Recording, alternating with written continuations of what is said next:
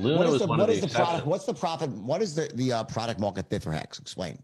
Sure. So Bitcoin was the world's first attempt at making a currency. It failed entirely. Absolutely no one uses it as a currency. It accidentally did something more valuable, which has become a store of value. Lucky it, because the story changed. Oh, we're going to make programmable money. No programs to do anything. Can't even have it wake you up in the morning. Oh, we're going to, Ethereum was the same thing. Oh, we're going to make a world computer. Nope, you can only do 1 million transactions a day. Oh, we're going to make unstoppable computing. Nope, you forked the network to take that hacker's coins back. Oh, we're gonna be money now. That one seems to be working. Good for them. So with Bitcoin, it tried to do currency. It still went up in price 690 million%. It worked out. You still can't use it anywhere. That's fine. It went up 690 million%. Use your Visa. Sell it at the exchange. Buy whatever you want. It went up 690 million%. I don't care if you can buy coffee with it. I don't care at all. Some of the Bitcoiners do. They're silly. They have less than I. So Ethereum, okay. Ethereum says, you know what? We want to do more. That's a lack of gratitude, right? Well, just take the win. You went up 6 million. Just take the win, right? Exactly. Don't complain about the fucking coffee, And they lie about it. They lie about it all the time. It says unconfiscatable. You're like, oh, really? Because they're selling it. The government's selling it all the time from confiscation. So why don't you guys stop lying about that? Right. They say it's never been hacked. You're like, really? Well, why did they fork the network in 2010 when someone minted 6 billion Bitcoin by accident? Or why did they have to just patch it again when someone could have minted as many free coins as they wanted 3 years ago? Oops, it has been hacked, but you guys aren't paying attention. They just lie about it. And it's unnecessary because it's awesome enough on its own, truthfully. So Ethereum said, okay, you know what? It's stupid that this network can only just trade one ticker, the Bitcoin ticker. Why don't we let it carry all the tickers? And then everyone can have trustless computation. And so Hex is on Ethereum. Ethereum is on Ethereum. Uniswap is on Ethereum, peer-to-peer trustless trading with no middlemen, no counterparty risk. Miraculous, wonderful breakthrough. I carried Uniswap on my back and made it popular myself. Hex was the majority of trading on that thing for months and months and months. I did more to promote it than the founders. That's a huge, amazing innovation, real world important innovation. So we've got on-chain exchange with Ethereum. We've got stable coins with Ethereum. You're a retailer and you want to accept crypto? Well, you better get to a stable coin and the volatility can make you bankrupt. You thought you got paid, it went to half the price. Now you lost money on the deal. You can't do it. You need stable coins. You need peer-to-peer trustless trading with no middlemen, no counterparty risk. You need time deposit, which is what Hex does. The only thing that works in personal development is delaying gratification. Do the thing that's hard now, but right for the long term. The only thing that works in investing is I'm going to have less money now, but I'm going to have more money later. Imagine if you could have been forced yourself to hold your Bitcoin from $1 to $69,000. But if so many people sold on a 2x, a 3x, a 10x, they sold their own future, but they didn't know it because they didn't lock themselves up for time. In Hex, you lock yourself up for time. And the whole time you're sitting there, you're making interest, you're making inflation. The same thing the Bitcoin miners give to themselves all the time for destroying the environment, Hex holders get for free without having to destroy the environment. Because we mine time, and time doesn't cost anything, kind of. But destroying the environment is very costly. And those miners, they not only destroy the environment, they sell down the price.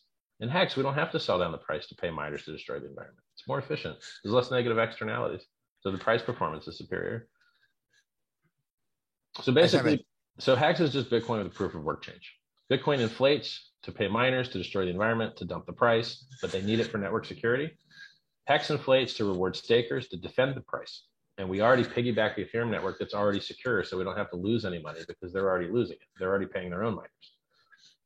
What's Hex? Is there a use case for Hex other than just is it a store of value? Is it a store of value? And so it's you buy it to make money. It has accidental upsides that are accidental. For instance, we've received a lot of free money airdrops because people build on top of it. Like you can't trade your Hex stakes, but then someone made a product that allows you to make a contract that then makes the stake, and then you can trade the shares. So there's things that people built on top of it that are accidental. We have lower transfer fees than Bitcoin. We have higher throughput. We have more security. Bitcoin is more likely to be hacked than Hex is. These are accidental, awesome extra things. The real claim to fame. What's the worst part of Hex? What are the downsides of Hex? What do you think is the bad part of Hex? Like if you had to be the devil, play your own devil's advocate. Sure. I think a lot of people that are new to the market fall for memes I have to de-educate them of. So for instance, centralized ownership. People say centralized ownership is terrible, which is weird. Which is weird because all of the most successful entities in the world have extremely centralized ownership and control. The United States has one guy that can launch the nukes. One guy. families have like one guy that kind of sets the rules usually. In the animal kingdom, if you don't like the human version of that, the animal kingdom is even more obvious. Right. Companies have one president. So everything ends up having central, like Mark There's Zuckerberg. a huge cost of decentralization, so it's got to be a really big benefit. Yeah, agreed, 100%. Yeah.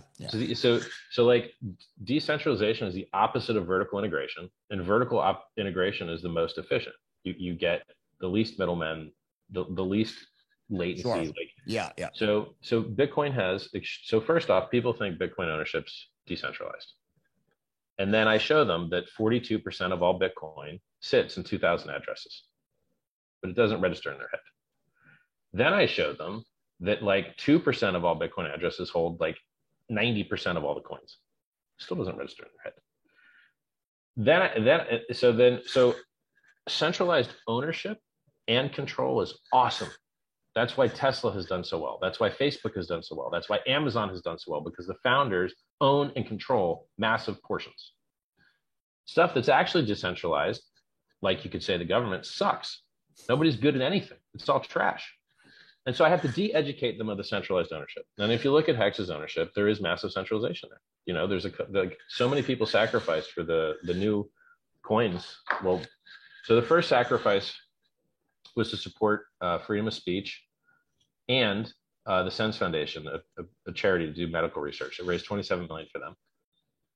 Then the next sacrifice was for freedom of movement, because COVID really messed that up for everybody.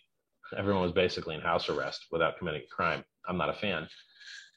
And then that one generated a lot of, there was an address, if you sent money to it, you sacrificed it, you get nothing in return. But because some people noticed that you did that, you're going to get free coins on this new network. I've forked the Ethereum network. You can go use it now on the test net. It's fun. You can play with all your coins. In the bear market, what could be better than playing with your coins for fun? No risk. Go to pulsechain.com and you can go play with your free coins. Eventually, the main net will come out, hopefully soon. And then you'll have a copy of the Ethereum network with higher throughput, lower fees, world's largest free airdrop. And you're going to get a copy of every single coin you have on the Ethereum network, including Ethereum itself, on this new chain for free. And you don't have to sign up. You don't have to do anything. It just works. And it's been working for months. We just want the security to be perfect, like Hex's was. And there's some things that we want to fix to make them perfect.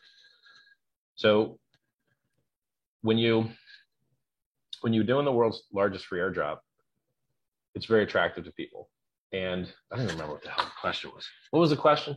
No, I'm playing devil's advocate. Oh, the worst things about Hex. Yeah. So I have to educate people. It has centralized ownership, but that's awesome. It did 10,000x like that in 2 years. Aren't you happy I educated you about centralized ownership power? Second, the liquidity. It has lower liquidity than other things. Okay, so what's liquidity mean? Liquidity means if you want to buy, there's always someone to take the other side. If you want to sell, there's always someone to take the other side.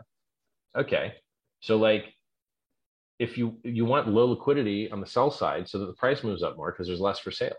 And that's what the time locking does. People on average lock for 7 years. That's a long time. That's Nobel Prize worthy. No one has ever locked up this much money for this long. You buy a house, you can sell it. You buy a T-bond, you can sell it. T-bill or bond. But if you lock up your Hex for 15 years, you're not getting it back out until 7.5 without losing principal. You can get out, if you serve half your time, you can get out by just losing your interest.